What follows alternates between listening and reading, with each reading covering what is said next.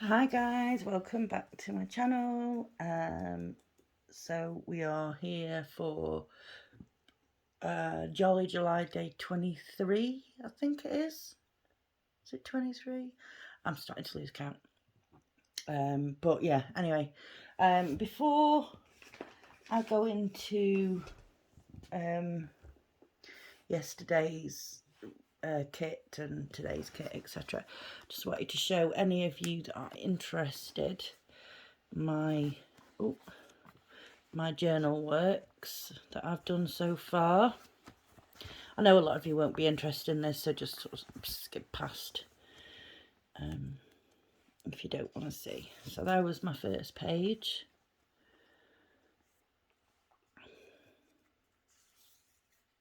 My second page. Kind of went a bit crazy. My third page.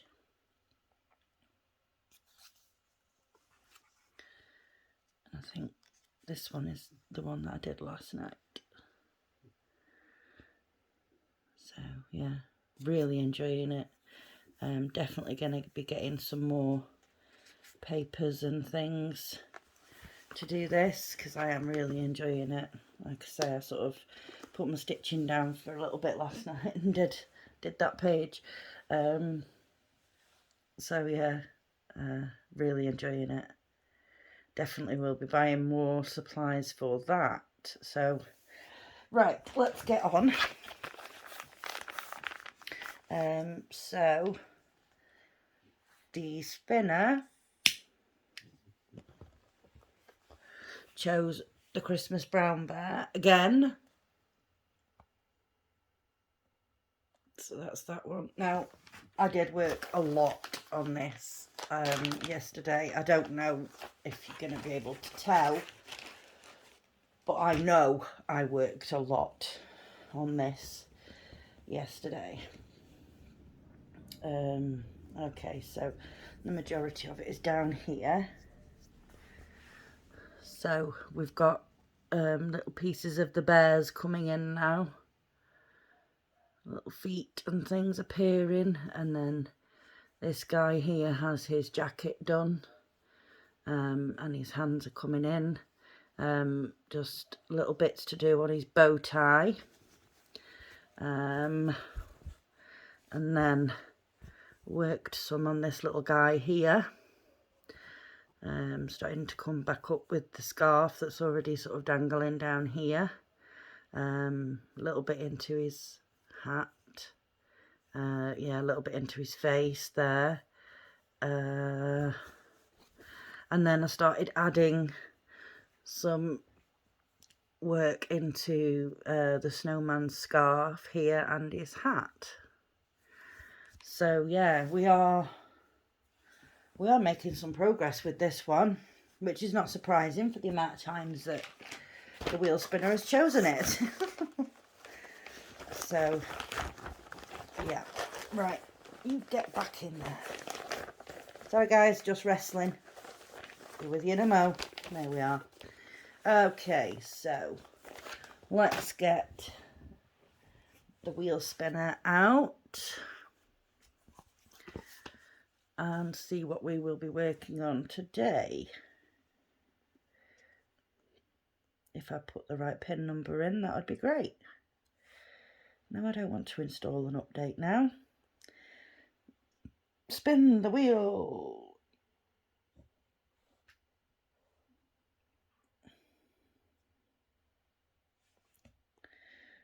Okay, here we go. Jolly July, day 23. 3, 2, 1, go.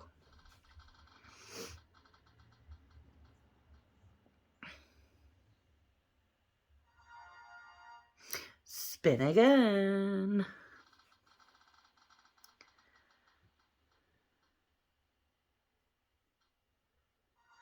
Cottage Glow. So we're going to be working a little bit more on that one. So Helen will be pleased. Okay, give me a minute, folks, and I'll get that all set up and ready to go, and we'll get started. Okay, see you in a mo. Okay guys, I am back and the wheel spinner has chosen Cottage Glow. Really lovely picture, another 14 count. These are the only two 14 counts in this sort of selection, this one and the Brown Bears. So yeah, this is the one we are working on, and we are working on the yellow symbol, which is number 312. Okay, so we are down here with this yellow symbol.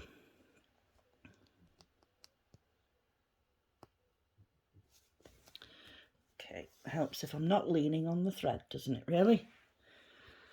So, yeah. Anyway, how is everybody? Hope everybody is having a great weekend. Have you guys done anything exciting? Nothing to report here. Nothing terribly exciting or, you know, anything like that. I'm afraid just stitching and journaling and, yeah, napping. You know, trying to get some naps in to, you know, build up my rest, because obviously, you know, I don't sleep well at night. I mean, what time was it? I think it was about 5:30, 6 a.m. this morning before I went to sleep. And I woke up at like 5 to 8. I was like, I'm really not getting up now. Don't even consider it. So I went back to sleep for a little while and I woke up at 11:30. So yeah, not a great deal of sleep really, and it was broken sleep, so, you know, yeah, never mind. You know, I'll try and work myself into some sort of routine now that my lad is off school. You know, he's off now for 6 weeks, so yeah, try and get some sleep and a bit of a routine if I can. So we'll see how that goes. Not expecting great things, to be fair. I am really not. But, you know, you don't know if you don't try, do you? So, yeah. My son has gone off to the gym this morning. He's gone to meet his dad. They're going to go and have a bit of a run on the treadmills.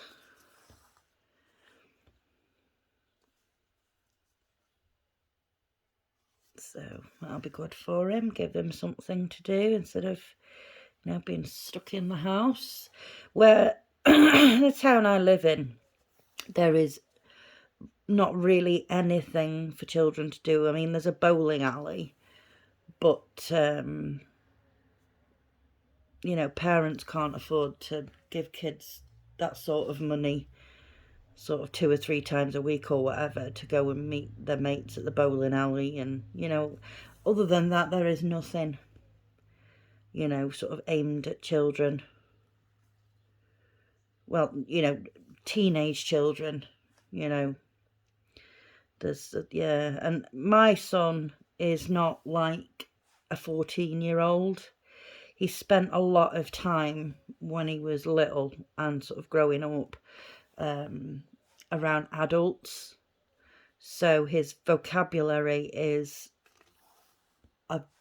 a lot different to other children his age. You know, he uses a lot of big words and he does understand the meaning of those words. And, you know, I don't know many kids that use the sort of language that he does, because he does act, you know, and his personality is so much more grown up than, you know, other 14-year-olds. And yeah, I put that down to the fact that when he was growing up, he was around adults. He wasn't really around little kids. he did go to nursery and things like that, but he wasn't really interested in it, if I'm honest. He preferred to be around the adults. So yeah, that's what's picked up his vocabulary and you know, his speech and the language that he uses. So yeah, he's a lot different. So it's like it can be quite hard to entertain him, because, you know, the normal things that 14-year-olds would do, he's not really interested in. You know, he's how can I put it? He doesn't take to children very well. To be fair, neither of my kids do. You know, if we're out in the supermarket shopping or whatever and there's a kid screaming or whatever, they're like, oh my God, please someone shut that kid up. You know, they don't they don't really like little kids. So yeah, I mean, I think the only little kids that my son likes are two little children that my ex-husband has, his dad, and they adore him. But, you know, because of the way he is and his personality, it's hard for him to sort of, what's the word? To relate to them. It's hard because he doesn't think in a child's way. You know, he thinks in an adult way. So yeah, it's I mean, he started talking before he was even 1. You know, you could ask him yes or no questions and he would answer you yes or no. He would knew what he wanted and he would tell you. You know, so he was talking before he walked. He walked just after, I think it was like 2 weeks after his first birthday. But yeah, you could have a conversation with him by the time he was like 10 months old, 11 months old. It was crazy. So I guess that's also maybe where his intelligence comes from as well. You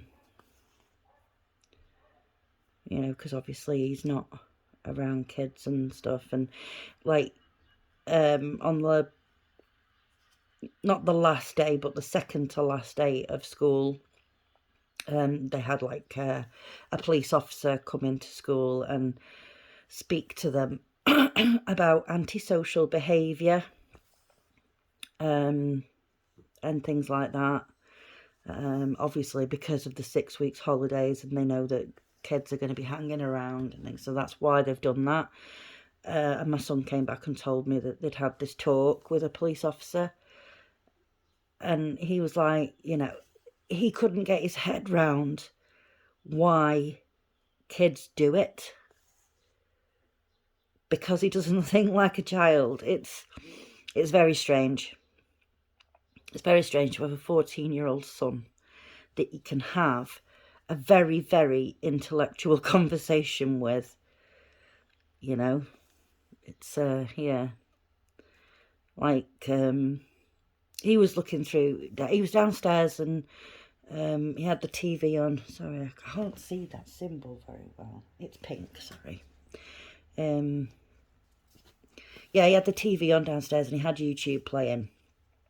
And he was sort of skipping through videos and things, and one of the videos was called Do Chairs Exist? I said to him, hang on a minute. Is someone actually really questioning there whether chairs exist? Because obviously they do. And he said, no, Mum, it's got nothing to do with chairs. It's a philosophical video. I was like, right, okay. You know, how many 14-year-olds do you know that will sit and watch and be interested in philosophical videos on YouTube? You know, it's Yeah, it's crazy. Blows my mind. It really does. His intelligence. It's like, you know, I was actually a little bit concerned about it. And you're probably sitting there thinking, why are you concerned about his intelligence? I was concerned because I didn't want him finding things too easy. And what have I done here? I've gone over 2 stitches again. Yeah, I didn't want him finding things too easy and then getting bored and struggling. So, oh, hang on, no. I'm trying to fix this, but I'm doing it all wrong. So yeah, I didn't want him sort of getting bored, but you know, he has got a lot of books that he reads. I mean, again, it's not the sort of books, I'm going to have to sort this out, sorry. It's not the sort of books that a 14-year-old would read. You know, like one of the books that he asked for his birthday was 1984 by George Orwell. You know, it's a little bit crazy. It really is. Like, he gets the reading, and, well, from both me and his dad, I suppose, because his dad likes reading too.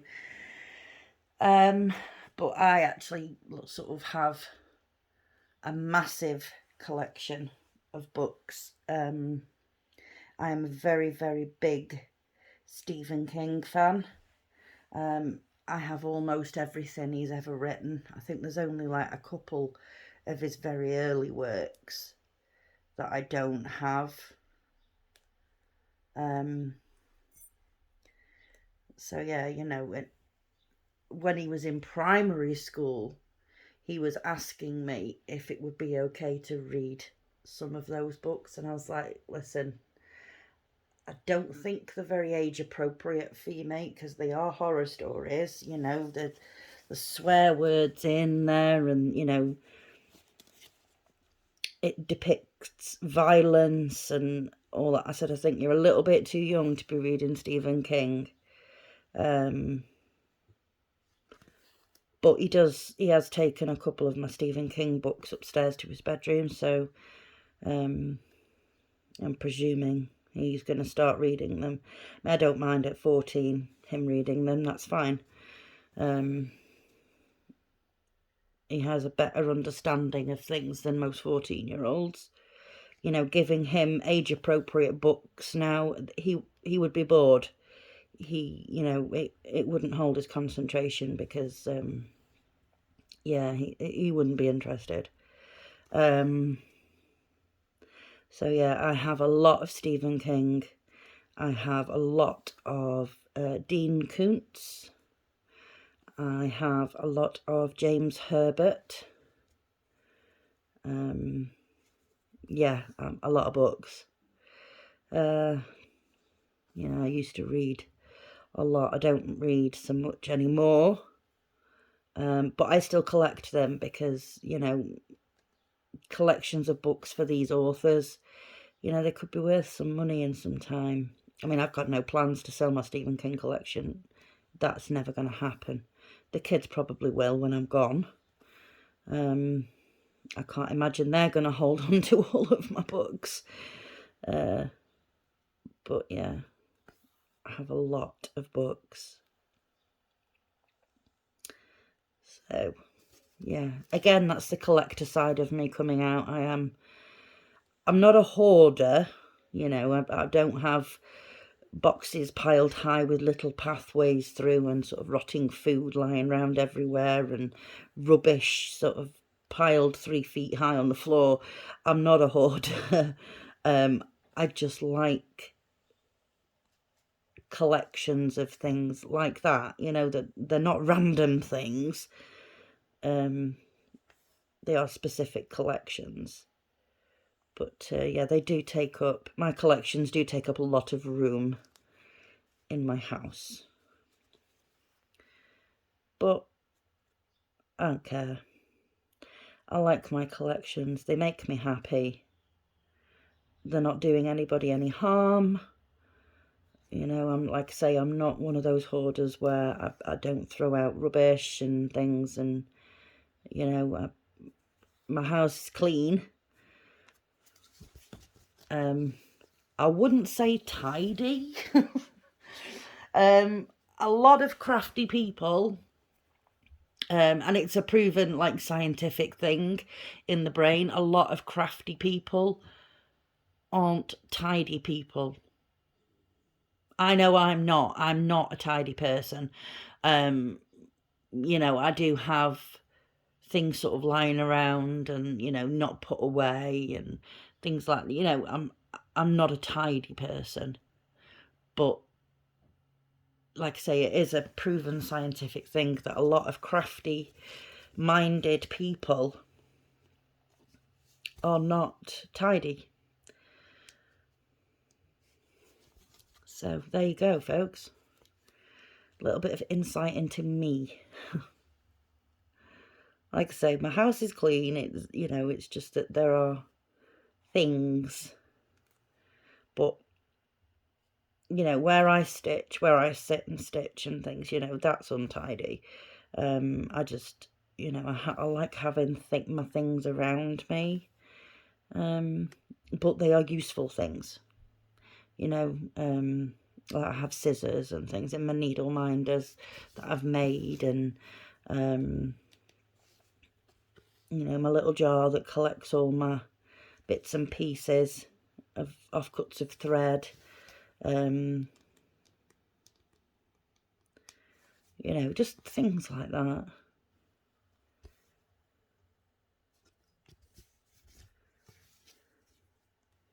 But yeah, as long as my house is clean for my children, then that's all that matters.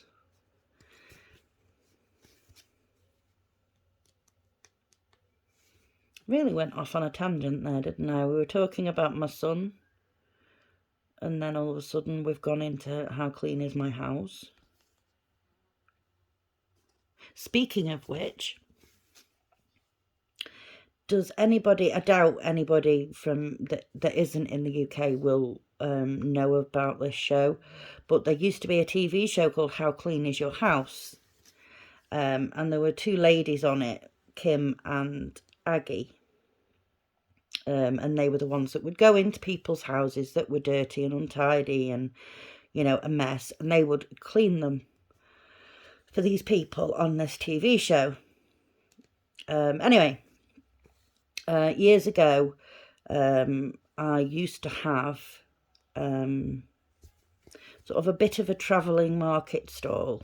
There was me and my friend. She sold handmade jewellery and things like that, and I sold my crochet baby blankets, big throws, cardigans, things like that, scarves. So yeah, we always used to go to different places together. Anyway, they were doing like pop-up shops, they called them, on the local train station. So we used to go, you know, a couple days a week, and we'd go and do the pop-up shops. Most of the time there was only me and her there, to be honest. There was never very many people. And there was this one day, you know, we had our stalls up and we were sat next to each other kind of thing, talking, and next thing you know, someone comes looking over at my stall. So I don't like to make customers feel pressured when they're looking, so I just kind of leave them to it. I don't say anything as such unless they make eye contact with me, and then I'll say, you know, can I help you with anything or whatever. Anyway, this one time we were sat there talking, and this lady came over and she was looking, and I looked up and looked at her, and I was like, oh my God, it's Kim from How Clean Is Your House? I was like, oh my God, it's Kim. And she just said to me, she says, did you make all of this? And I said, yeah. You know, a lot of hours of worth of work gone into, you know, what's here for sale. And she was like, well done. She says, these things are absolutely beautiful. She said, you've got a real talent.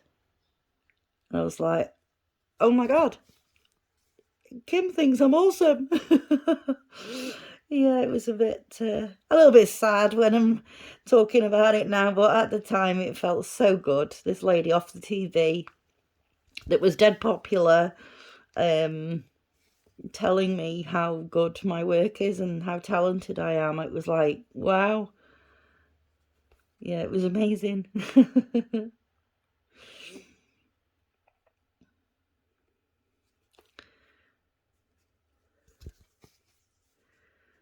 So yeah, that was a good day. And I remember another day that we were out with our pop-up shop on the train station, and it was really hot this day. Oh gosh, it was so warm, and we were sort of sat in our chairs, sort of with shorts on, legs stretched out, because the sun really shone through to where we were. But it was a glass ceiling on the platform that we were on. So we're sat there, you know, and then it was like, right, it's getting too hot now. I think we should just pack up and go home. It's too warm to stay out here. So we packed up and went home. The next day we were supposed to be going back out with our shops. Neither of us could go. We both had sunstroke from sitting there, because basically with it having a glass ceiling, a glass roof, it was like sitting in a greenhouse. And bearing in mind, we used to get there for like 8 o'clock in the morning, and we would be there till like maybe 3 o'clock in the afternoon. So we'd spend all that time sitting in that sun. So yeah, it made us both a little bit poorly. So we never did that again, because wow, sunstroke is not fun at all.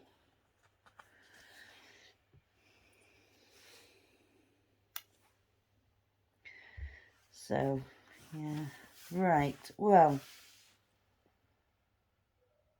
wow, after me waffling on, I've done quite a bit. I've sort of come across here and up here and across here.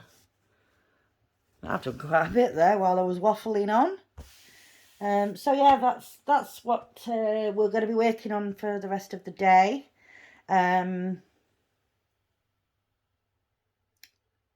Yeah, I won't be working on the new start that I made yesterday.